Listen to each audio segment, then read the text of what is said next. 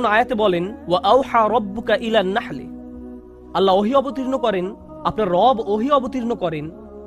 যখন বলেন আওহা রাব্বুকা, কোরআন যেহেতু রাসূলুল্লাহ সাল্লাল্লাহু আলাইহি সাল্লামের নিকট অবতীর্ণ কালাম, যখন বলা হয় আপনার রব অবতীর্ণ করেছেন, রাসূলুল্লাহ সাল্লাল্লাহু আলাইহি সাল্লাম যখন এই কথা শুনছেন, তিনি হয়তো ভাবছেন আমার রব আমার প্রতি কোরআন নাজিল করেছেন।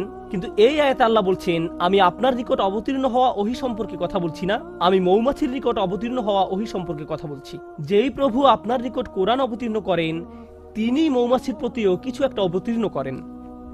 ব্যাপারটা নিয়ে একটু ভেবে দেখুন। মৌমাছি আমাদের অধিকাংশের নিকট গুরুত্বপূর্ণ কোনো বিষয় নয়। এমন নয় যে আমরা প্রতিদিন এটা দেখি। যদি দেখেন ভয় পেয়ে তাড়িয়ে দেন। আর যদি শহরে বাস করেন তাহলে তো আপনি এমনিতেই প্রকৃতি থেকে অনেক দূরে। মোটের উপর আমরা ইট পাথরের শহরে থাকি। আল্লাহর সৃষ্ট বিস্ময়কর প্রকৃতির সাথে আমাদের সাক্ষাৎ হয় কদাচিৎ। যে একটি সৃষ্টিকে এখনো এড়ানো যায় না তা হলো আকাশ। আকাশ সব সময় উপস্থিত। যারা ব্যস্ত শহরে বাস করেন তাদের এমনকি উপরের দিকে তাকানোরও সময় থাকে না। তারা আশেপাশে তাকান, বাসে যাতায়াত করেন, তারা এমনকি আকাশও দেখেন না। তাহলে আমরা কি নিয়ে ভাববো? আমরা এমনকি নিজেদের জন্য চিন্তা করার সময় পাই না, বা আল্লাহ আমাদের যা নিয়ে চিন্তা করতে বলেন তা নিয়েও ভাববার সময় পাই না। তো এই খুতবাতে আমি আপনাদের এমন জিনিস নিয়ে চিন্তা করতে বলবো যা আমরা সম্পূর্ণরূপে উপেক্ষা করি। একটি মৌমাছি, বিশেষ করে আল্লাহ আযজা ওয়া জাল্লা তার রাসূল সাল্লাল্লাহু আলাইহি সাল্লামকে বলেন এমন এক ধরনের ওহী আছে যা আমি আপনার নিকট অবতীর্ণ করেছি মৌমাছির প্রতি। সুবহানাল্লাহ। আমাদেরকে মৌমাছি নিয়ে চিন্তা করতে হবে, কারণ কোরআনে আল্লাহ যা কিছু বলেছেন সবকিছু আমাদের হেদায়েতের জন্য। তাই একজন বিশ্বাসী হিসেবে এই ক্ষুদ্র সৃষ্টির প্রতি আমাদের এখন অন্যরকম একটা শ্রদ্ধা তৈরি হয়েছে, কারণ আল্লাহ বর্ণনা করেছেন এই ক্ষুদ্র সৃষ্টি আল্লাহর ওহী গ্রহণ করে থাকে। আল্লাহ এমন কথা গরু সম্পর্কে বলেননি, তিনি এমন কথা উট সম্পর্কেও বলেননি, তিনি পাখি সম্বন্ধেও এমনটি বলেননি। ওই প্রাণীগুলোর কথাও তিনি উল্লেখ করেছেন। তিনি বহু প্রাণীর নাম উল্লেখ করেছেন কোরআনে। অন্য অনেক সৃষ্টির কথা কোরআনে এসেছে, কিন্তু ওহীর ব্যাপারটি যা আমাদের মনোযোগকে বিশেষভাবে আকর্ষণ করেন, এই সৃষ্টির মাঝে বিশেষ কিছু রয়েছে যার দরুন আল্লাহ আমাদেরকে এর প্রতি মনোযোগ দিতে বলেছেন। আর এটা একটা ভাবনার বিষয়। প্রকৃতপক্ষে যদিও এটা আজকের খুতবার বিষয় নয়, ব্যক্তিগতভাবে কয়েক মাস পূর্বে যখন আমি এই আয়াত নিয়ে গবেষণা করছিলাম, আমি মৌমাছির উপর নির্মিত ৫-৬টা ডকুমেন্টারি দেখেছিলাম। কারণ আল্লাহ চান আমরা যেন এই জীবটাকে কদর করি। আল্লাহ একে ওহী দিচ্ছেন, তাই এই প্রাণীটি যাই করুক না কেন তার সাথে ওহীর একটা সম্পর্ক আছে। এটি ওহীর দ্বারা অনুপ্রাণিত হয়ে কাজ করে। আমি মৌমাছি সম্পর্কে বেশি কিছু জানতাম না, তাই আমাকে এই বিষয়ে অধ্যয়ন করতে হয়েছিল। আমি এই অধ্যয়নকে ইসলামী অধ্যয়ন মনে করি। ডকুমেন্টারি দেখে দেখে মৌমাছির জীবন প্রণালী শেখা এবং নোট করা আমার জন্য এটা আল্লাহর দ্বীন অধ্যয়ন করার নামান্তর। কারণ এই বিষয়টা নিয়ে আল্লাহ আমাদেরকে চিন্তা করতে বলেন। আল্লাহর এই কিতাব থেকে জ্ঞান এবং প্রজ্ঞা অর্জন করতে হলে আমাদের দৃষ্টিভঙ্গির প্রসারতা থাকা জরুরি। যাই হোক, এই আয়াতে আল্লাহ বলেন আনিত্তাখিযি মিনাল জিবালি বুয়ুতা। আল্লাহ মৌমাছির প্রতি ওহী নাজিল করেন। ইত্তাখিযি এর অর্থ সরাসরি আদেশ। ইত্তাখিযি এখানে প্রত্যাশিত ভাষা হওয়ার কথা ছিল আনতাত্তাখিযা মিনাল জিবালি বুয়ুতান, পাহাড়ে। এর বাসা নির্মাণ করা উচিত পাহাড়ে। ওয়া মিনাশ শাজারি এবং গাছে। ওয়া মিম্মা ইয়ারিশুন এবং তারা যে গৃহ নির্মাণ করে তাতে। অর্থাৎ মৌচাষীরা এর জন্য যে খাঁচা নির্মাণ করে, যে গৃহ নির্মাণ করে তাতে। তাহলে মানুষ তাদের জন্য যে খাঁচা তৈরি করে তাতেও এরা বাসা তৈরি করতে পারে। এখন আমরা এই আয়াত থেকে যা শিখি, প্রথমত আল্লাহ বিশেষভাবে উল্লেখ করলেন তিনি মৌমাছিকে সরাসরি আদেশ দিয়ে থাকেন। ইত্তাখিযি ব্যাকরণের দিক থেকে ফেলে আমরের মধ্যম পুরুষে ব্যবহৃত হয়েছে। আল্লাহ সরাসরি মৌমাছির সাথে যোগাযোগ করে বলছেন তার কোথায় বাসা বানানো উচিত। এই আদেশের আরেকটি অসাধারণ উপকার হলো, যদি কখনো মধু বা মধু উপজাত কোনো দ্রব্য খেয়ে থাকেন, পৃথিবীতে যার বিশাল বাজার রয়েছে, প্রকৃতপক্ষে এটা শুধু মধু নয়, অধিকাংশ খামার। উদাহরণস্বরূপ ক্যালিফোর্নিয়াতে রয়েছে পৃথিবীর সবচেয়ে বড় কাঠবাদামের খামার। পৃথিবীর ৯০% কাঠবাদাম আসে সেখান থেকে। আর এর সবটা আসে মূলত মৌমাছির সাহায্যে, যারা বিভিন্ন রকম কাঠবাদামের গাছ থেকে ফুলের রেণু সংগ্রহ করে এবং পরাগায়নে সাহায্য করে, এবং এজন্য কৃষকরা সেখানে মৌ চাষ করে। এখন আল্লাহর প্রতি ওহী নাজিল করে বলেন তুমি বাসা বানাতে পারো পাহাড়ে, বাসা বানাতে পারো গাছে। যদি আল্লাহ না বলতেন ওয়া মিম্মা ইয়ারিশুন, তাহলে আপনারা মৌমাছির বাসা পেতেন শুধুমাত্র পাহাড়ে এবং গাছে। আমরা কখনোই মৌ চাষ করতে পারতাম না। কিন্তু তিনি বলেছেন ওয়া মিম্মা ইয়ারিশুন, যেন আমি আর আপনি মধু খাওয়ার স্বাদ উপভোগ করতে পারি। কারণ আল্লাহ একে অনুমতি দিয়েছেন মানুষের তৈরিকৃত বাসায় মৌচাক নির্মাণের জন্য, যেন আমরা এর চাষ করতে পারি। ব্যাপারটা নিয়ে একবার ভেবে দেখুন। এই ভাবনা আমাদেরকে এই সত্য অনুধাবন করতে সাহায্য করে যে আল্লাহর সৃষ্টি জগৎ থেকে যত কিছু আমরা উপভোগ করতে পারছি, এর কারণ আল্লাহ এদেরকে সরাসরি আদেশ করেছেন আমাদের সেবা করার জন্য। এই ক্ষেত্রে মৌমাছিকে আদেশ করা হয়েছে আমাদের সেবা করার জন্য।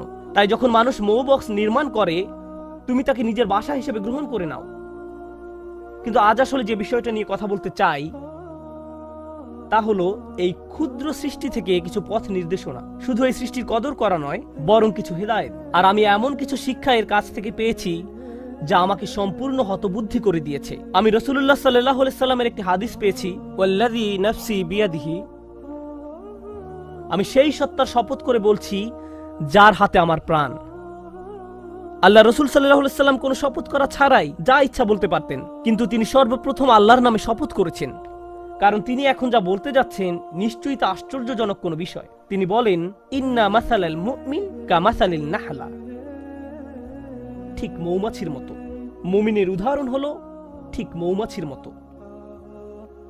আমি বসে থেকে ভাবলাম, সুবহানাল্লাহ, আল্লাহ প্রথমে আমাদের বলছেন তিনি মৌমাছির প্রতি ওহী প্রেরণ করেন, আর এখন রাসূলুল্লাহ সাল্লাল্লাহু আলাইহি সাল্লাম বলছেন তুমি যদি মুমিন হতে চাও তাহলে ঠিক মৌমাছির মতো হও। মৌমাছির মতো হলে কি হবে, আর কিভাবে মৌমাছির মতো হব? মৌমাছি আমাকে আমার ঈমান সম্পর্কে কি শেখাবে? কিভাবে একজন বিশ্বাসীর মতো বাঁচতে হবে এ ব্যাপারে মৌমাছি কি শেখাবে?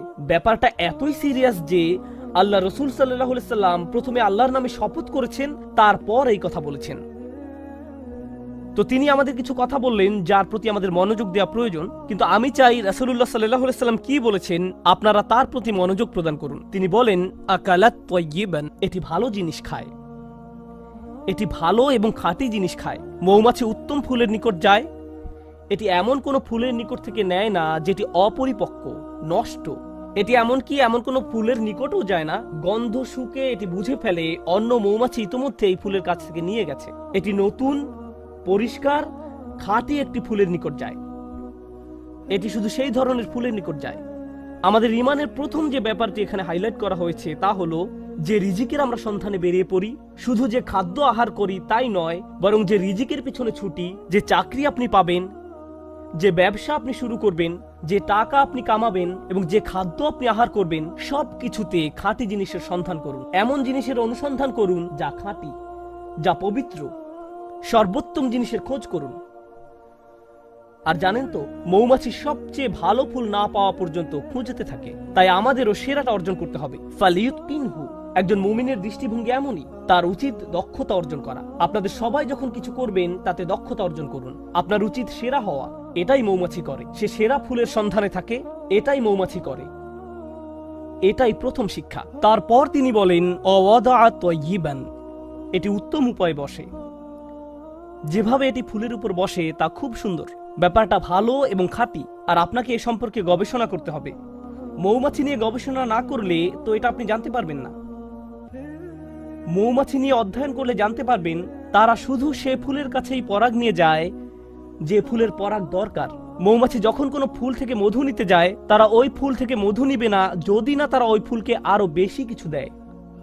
তারা একে জীবন দিবে, পরাগ দিবে।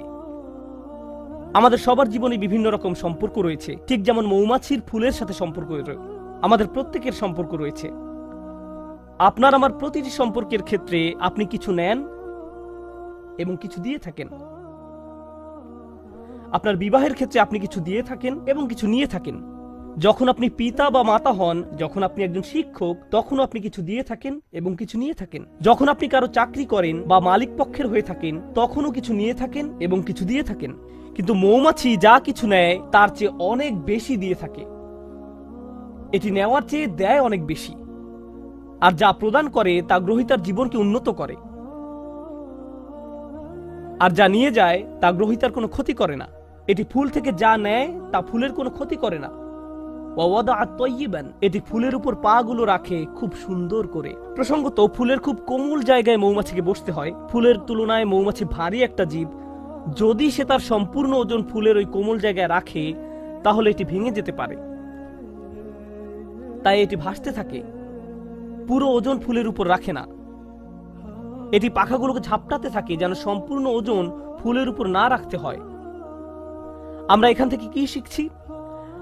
আপনার একটি সম্পর্ক আছে, কিন্তু আপনি শুধু দাবি করতে থাকেন, চাইতে থাকেন। তারপর এক সময় আপনার প্রিয় বন্ধু, আপনার কর্মচারী, আপনার স্বামী বা স্ত্রী, তাদের ধৈর্যের বাঁধ ভেঙে যায়। আপনার কিছু জিনিস দরকার, হ্যাঁ আমি একমত, কিন্তু অতিরিক্ত নিতে যাবেন না। তাদেরকে এমন চাপে ফেলবেন না যে তারা ভেঙে পড়বে। আর যদি কিছু চান তাহলে বেশি করে প্রদান করুন। তার জন্য কিছু নিয়ে আসুন, তারপর দাবি করুন। আর যখন চাইবেন কম করে চান, জাস্ট যতটুকু দরকার, যতটুকু প্রয়োজন। তাহলে ওয়াদআত তাইয়িবান, আচ্ছা এটা সুন্দরভাবে বসে, ভালো একটি জায়গা খুঁজে নিয়ে বসে, এটা সুন্দরভাবে আহার করে। এর আরেকটি উপকার হলো, যদি অন্য কোনো মৌচাকের মৌমাছি পাশ দিয়ে অতিক্রম করে এবং দেখে যে একটি মৌমাছি এই ফুল থেকে আহার করছে, তখন সে এখানে এসে কোনো ঝামেলা বাঁধায় না। কারণ যদি দুইটি আলাদা মৌচাকের মৌমাছি একটি ফুলের উপর গিয়ে বসে, তখন ফুলের ক্ষতি হয়ে যায়, এর আর পরাগায়ন হয় না, ফুলটি এর ফলে মারা যায়। তাই মৌমাছি ব্যাপারটা বুঝতে পারে, সে জানে যে এই ফুলের সাথে ওই মৌচাকের সম্পর্ক গড়ে উঠেছে, আমার আর এর কাছে যাওয়া উচিত নয়। এবং গন্ধ শুঁকে বুঝতে পারে, এরপর সে অন্য আরেকটি ফুলের নিকট যায় যাকে স্পর্শ করা হয়নি এখনো। আর আমরা কি করি? কেউ একটা দোকান খুললো, আরেকজন দেখে ভাবলো ভালো ব্যবসা, আমারও ঠিক একই রকম একটা দোকান দিতে হবে রাস্তার ওই পাশে। আর ওই লোকের সব কাস্টমার নিয়ে যায়। যখনই কোনো কাস্টমার ওই ব্যক্তির দোকানে যেতে নেয়, এই ভাই এদিকে আসেন, আপনাকে একটা জিনিস দেখাই। আমরা কি করি? আরো শত শত জায়গা আছে যেখানে আমি দোকান দিতে পারি। আল্লাহ রিজিক প্রশস্ত, আমাকে তার প্লেটের ভাত নিজের প্লেটে তুলে নিতে হবে না, কিন্তু এটাই আমরা করি। মানুষ এমন কৃপণের কৃপণ। আমি এমন মুসলিম চাকরিজীবীর কথা জানি যারা অনেক টাকা কামায়, আমি এমন ডাক্তারদের কথা জানি যারা যথেষ্ট টাকা আয় করে, তারপর হয়তো কোনো মেডিকেল কলেজের ছাত্র যে হাসপাতালে ইন্টার্নশিপ খুঁজছে, আর এই ডাক্তার তার জন্য সুপারিশ করে না, কারণ হয়তো 5 বছর পরে সে আমার চেয়ে বেশি আয় করবে। আমি এটা চাই না। এভাবে আমরা একে অন্যকে সাহায্য করতে চাই না। অথচ একজন বিশ্বাসীর মনোভাব হওয়া উচিত ছিল এরকম, আচ্ছা সে তার রিজিক এখানে আয় করছে, আমার উচিত অন্য কোনো জায়গা যাওয়া, আমার তার রিজিকে ভাগ বসানোর দরকার নেই, পুঁজিবাদী সমাজের মতো গলা কাটার দরকার নেই। আপনি এই দুনিয়াতে অন্য মানুষের রিজিক দখল করে নিজের টাকা আয় করতে আসেননি। আমি শুধু আমার লাভ বুঝি, আমি এছাড়া অন্য কিছু বুঝি না। সুবহানাল্লাহ। আর নবী সাল্লাল্লাহু আলাইহি সাল্লাম বলেন, ওয়াকাআত ফালাম তাকসির, এটা বসে কিন্তু ভেঙে ফেলে না, এটা দাবি করে এবং নিজেরটা নেয় কিন্তু ভাঙে না। এটা নেয় সর্বোত্তম পন্থায়। আহার করার কি এক মহৎ পন্থা, বাঁচার কি এক মহৎ পন্থা।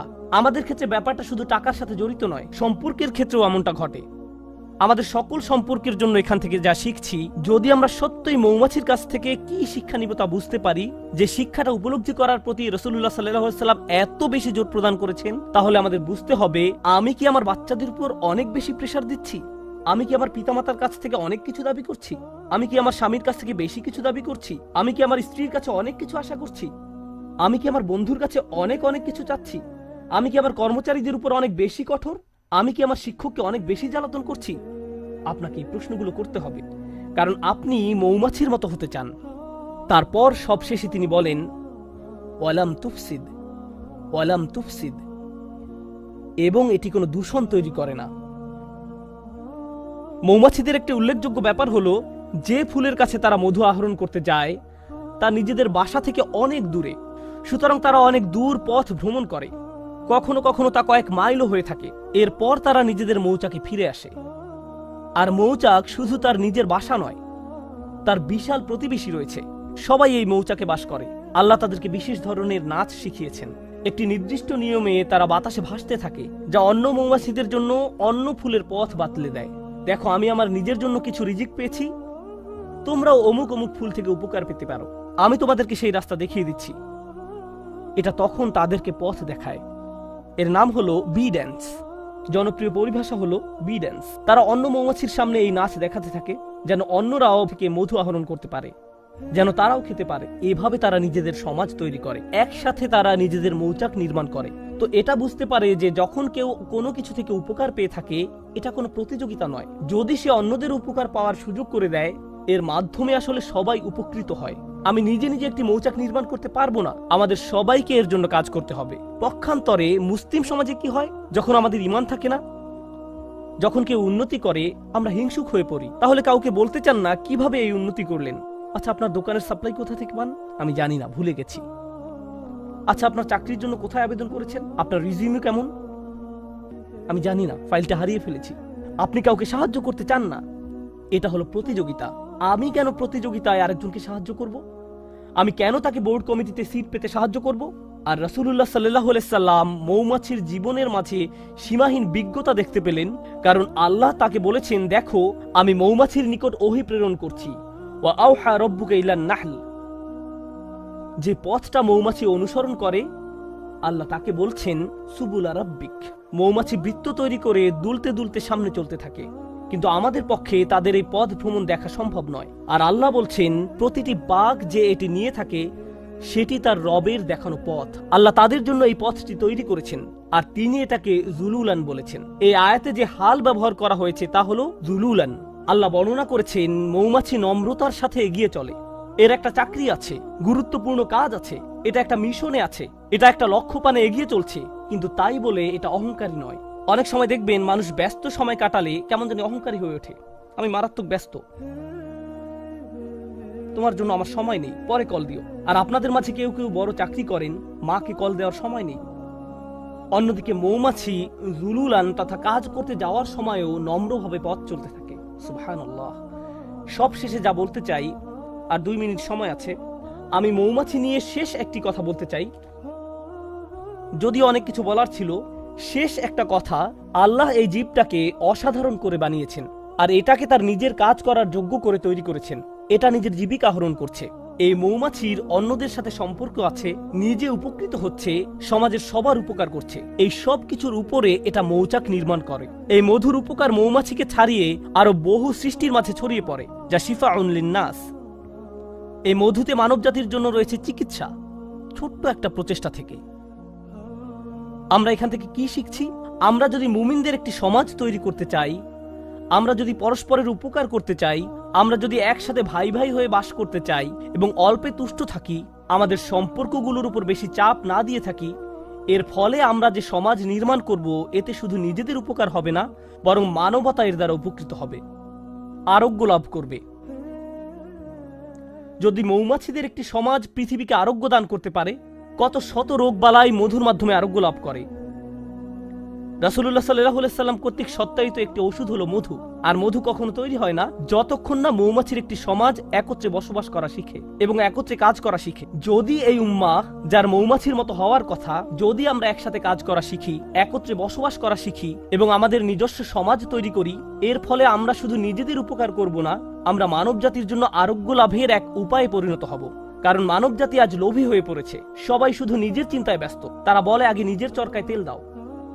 আমরা এই গ্রহকে জ্যান্ত সাবার করে ফেলেছি। প্রসঙ্গত এতে অবাক হওয়ার কিছু নেই। আজ যেহেতু পৃথিবীতে ফিতনা বেড়ে গেছে, পৃথিবীতে আরেকটি ট্র্যাজেডিও লক্ষ্য করা যাচ্ছে। মৌচাকগুলো দিন দিন উধাও হয়ে যাচ্ছে। আল্লাহ আজ্জা ওয়া জাল্লার একটি অন্যতম নিদর্শন হারিয়ে যাচ্ছে, এবং এজন্য সব শেষে রাসূলুল্লাহ সাল্লাল্লাহু আলাইহি সাল্লাম বলেন, ওয়ালাম তুফসিদ, এটা ফাসাদ তৈরি করে না, এটা আহার করার মাধ্যমে আরো বেশি জীবন তৈরি করে। যখন মৌমাছি আহার করে, এটি আরো জীবন তৈরিতে সাহায্য করে। আজকের দুনিয়ায় যেভাবে ম্যানুফ্যাকচারিং ইন্ডাস্ট্রিগুলো কাজ করে, যেভাবে আমি আপনি ভোগ করি, আমরা জীবন বৃদ্ধি করি না, বরং আমরা উৎপাদন করি উল্লেখযোগ্য পরিমাণে মৃত্যু ঘটানোর মাধ্যমে। আমরা পৃথিবীতে অনেক বেশি দূষণ তৈরি করি, আমরা অনেক বেশি সামাজিক অপচয় এবং অর্থনৈতিক অপচয় তৈরি করি, আমরা দুনিয়াতে ফাসাদ তৈরি করি। আর রাসূলুল্লাহ সাল্লাল্লাহু আলাইহি সাল্লাম বলছেন, মৌমাছির মতো ভোগ করতে শেখো, যেন পৃথিবীতে ফাসাদ তৈরি করা থেকে বিরত থাকতে পারো, পৃথিবীকে আরো বাসযোগ্য করে তোলো। তোমরা তোমাদেরটা নিতে পারো, কিন্তু এর মানে এটা নয় যে পৃথিবীকে এর জন্য বিশাল মূল্য দিতে হবে, পরবর্তী প্রজন্মকে এর জন্য মূল্য দিতে হবে। আল্লাহ আমাদেরকে এর কদর করতে সাহায্য করুন, আমাদের চিন্তাশীল মানুষে পরিণত করুন। আল্লাহ আমাদেরকে গভীর জ্ঞানপূর্ণ এক ধর্ম দান করেছেন। আল্লাহর শপথ, যদি এই ধর্ম নিয়ে চিন্তা করেন তাহলে এটা অন্যরকম এক বিষয়। আর যদি সারা জীবন ধরে শুধু অনুসরণ করে আসছেন কিন্তু কোনোদিন এই ধর্ম নিয়ে চিন্তা করেননি, তাহলে এটা সম্পূর্ণ ভিন্ন রকম একটা বিষয়। আল্লাহ আমাদের চিন্তাশীল মানুষে পরিণত করুন, ভাবুক মানুষে পরিণত করুন, এবং এমন মানুষে পরিণত করুন যারা আসলেই কোরআনের আয়াত নিয়ে চিন্তা করতে পারে এবং রাসূল সাল্লাল্লাহু আলাইহি সাল্লামের হাদিসের গভীর শিক্ষা নিয়ে ভাবতে পারে। বারাকাল্লাহু লি ওয়া লাকুম ফিল কুরআনিল হাকীম ওয়া নাফা'নি ওয়া ইয়্যাকুম বিল আয়াতি ওয়া যিকরিল হাকীম।